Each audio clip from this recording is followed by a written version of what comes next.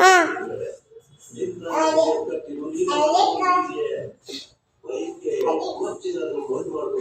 ಏಯ್ ನಿನ್ನ ಏನು ಮಾಡಲಿ ನಾನು ಕುಶಲ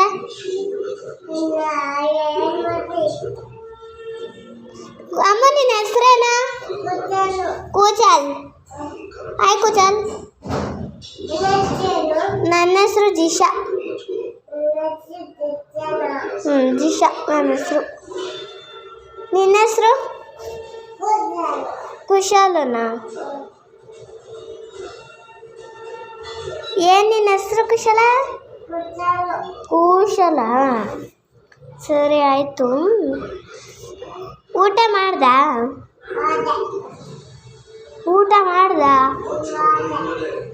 ಮಾಡಿಲ್ವಾ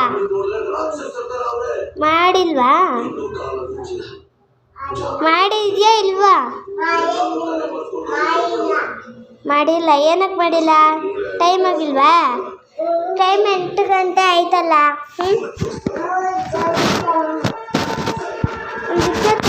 ತಿನ್ನೋಂಗಿಲ್ವಾ ಹಂಗಾದ್ರೆ